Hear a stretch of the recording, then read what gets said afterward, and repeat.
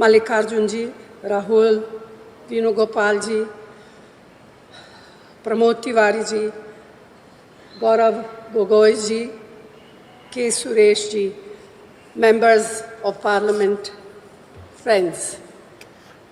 I am deeply conscious of the great responsibility all of you have placed on me yet again. Thank you. Let me, first of all, greet and congratulate all the newly elected Lok Sabha members of Parliament. You have fought a tough election under the most challenging of circumstances. You have surmounted many obstacles and campaigned so very effectively.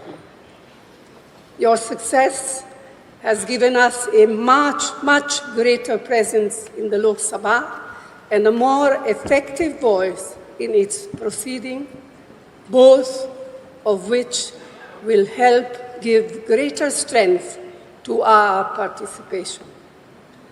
The Indian National Congress has once again demonstrated its resilience. It was up against a mighty and malevolent machine that was doing its utmost to destroy us.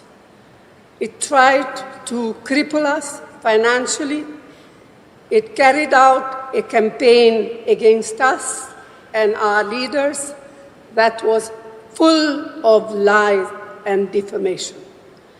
Many wrote our obituaries, but under the determined leadership of Khargeji, we persevered. He is an inspiration to us all.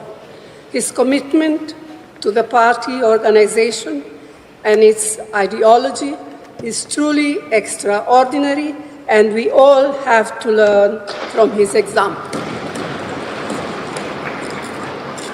The Bharat Jodo Yatra and the Bharat Jodo Nyaya Yatra were historic movements which rejuvenated our party at all levels.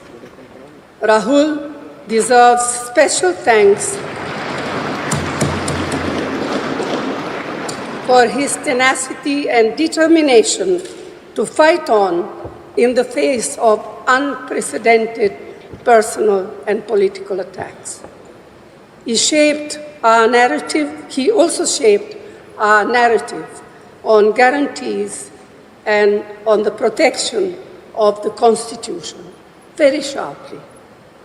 And it is my personal belief that the constant upholding of the importance of our Constitution during our campaigns by Rahulji, Khargeji, and all of you is that which compelled the Prime Minister yesterday to bow down literally to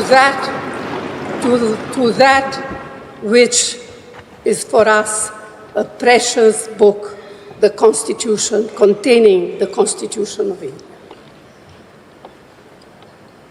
The CWC resolution passed yesterday has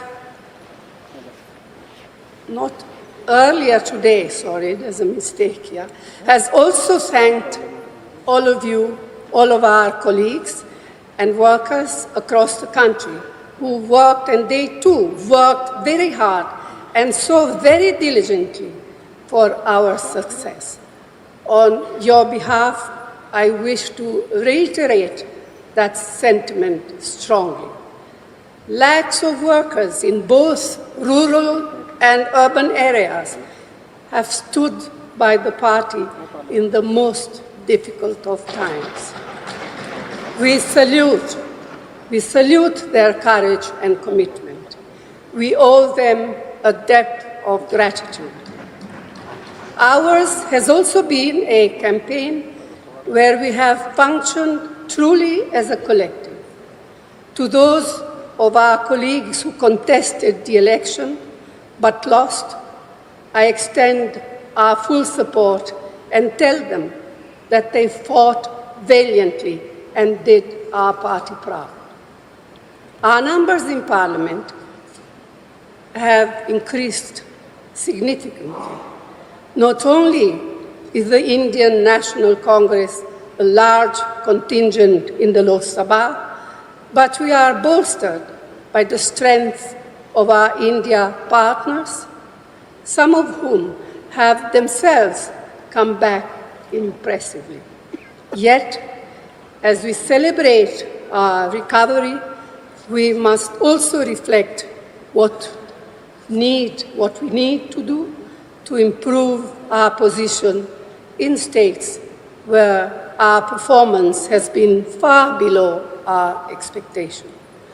The Congress President spoke about this earlier in the day at the CWC, and I wish to reinforce his plea.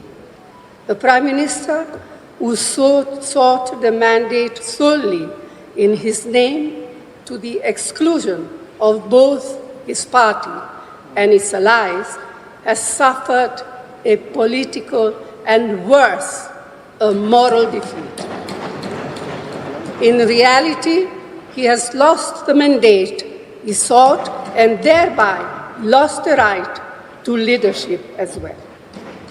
Yet, far from taking responsibility for failure, he intends to get himself sworn in again tomorrow.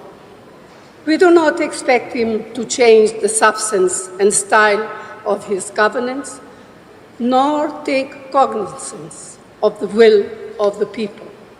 That is why, as members of CPP, we have a special obligation to be watchful, vigilant, and proactive in holding him and his new NDA government accountable. No longer can and should Parliament be bulldozed like it has been for a decade now. No longer will the writ of the ruling establishment be permitted to disrupt Parliament whimsically, mistreat members, or push through legislation without due and proper consideration and debate. No longer can and should parliamentary committees be ignored or bypassed like they have been since 2014. No longer will Parliament be muzzled and stifled as it has been over the past 10 years. We have challenging times ahead. We have to be alert, prevent any attempt to increase polarization and erosion of secular and democratic values. So this is a renewed opportunity for us as a party that established parliamentary democracy in our country to bring parliamentary politics back on track to where they legitimately belong.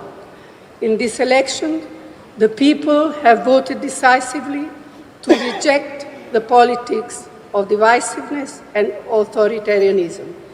They have voted to strengthen parliamentary politics and safeguard our Constitution. They have voted for the agenda of economic and social justice. That indeed should continue to be our objective and guide. Friends, this is a very emotional moment for me, for us all, especially the newly elected members of Parliament. All I have to say is that I have received so much love and affection from you. So let me close by the assurance to you all that I will do my best and more to fulfill the trust and confidence you have continued to place on me. Thank you. Jai Hind.